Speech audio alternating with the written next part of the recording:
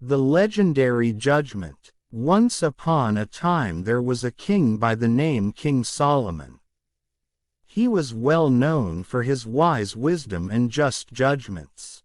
People always approached to King Solomon with their problems and issues. The irksome result of his burgeoning reputation as a fair-minded had grown far and wide. One day his vizier brought in 2 crying and dripping women. "Oh no, not now," thought the king, "it's gonna be a late night after all."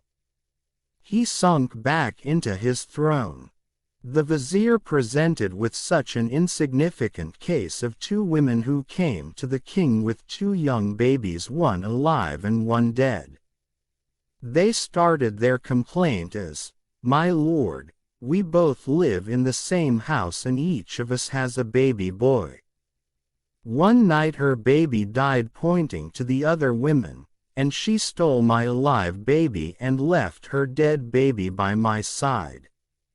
In the morning when I woke to feed my baby, I understood that this dead baby was not mine. She has stolen my baby, and now she refuses to return." Both claimed that the living child was their own and that the other woman was only pretending to be the mother of the surviving infant. But as the king gazed into the anguished faces of the 2 women before him, and their supplicant eyes starring him, suddenly an oil lamp flickered above his head.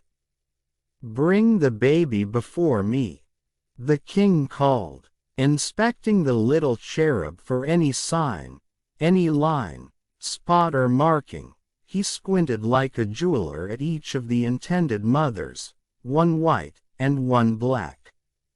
"Yeah, I got nothing," said Solomon the wise.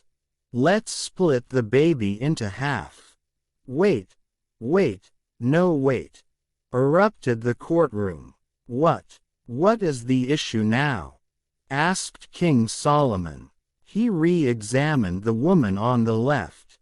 She seemed to be the right age for childbearing, maybe 18, the other was a little old, I would say 19.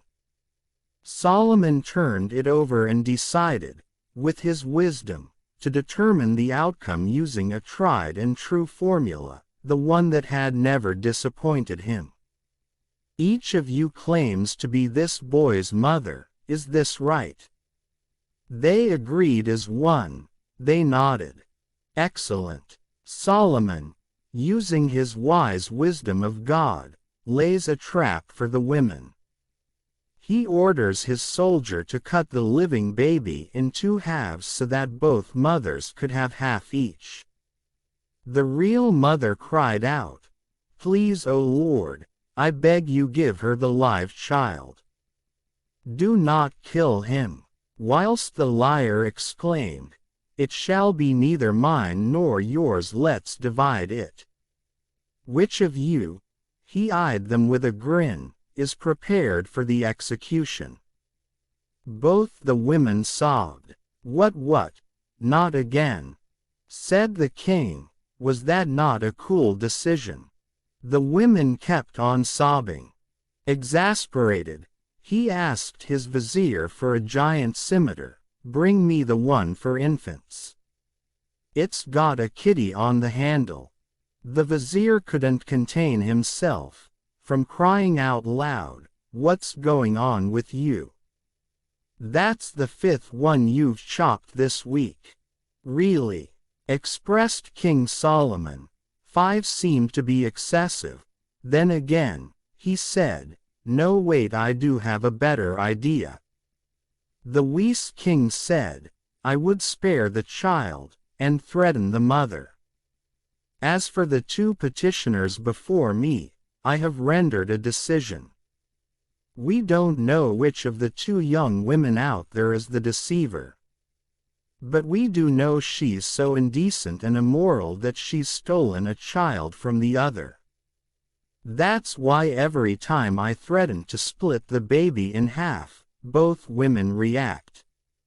The courtroom with people all appear in discussion.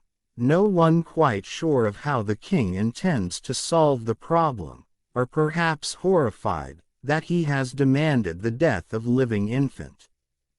King Solomon explained, the real mother renounces her claim to save her child's life instead of her life, while the impostor forfeits her claim to save her own life. How does she save her own life? Asked Vizier. By mimicking the actions of the legitimate mother, she renders to the court, making it difficult to distinguish between the two. The King Solomon went on, but watch what happens when you threaten the women themselves. The real mother would sacrifice herself to save her child, even if it meant her son to be raised by the stranger standing beside her. And what of the fake? A fraud would never submit and initiate to the executioner solely to preserve the illusion of her innocence. Thus it becomes clear which of the women has true maternal love for, and a protective instinct towards living the child, allowing me to determine which mother the newborn belongs to. The boy's real mother kneels on the floor begging Solomon to spare the child's life.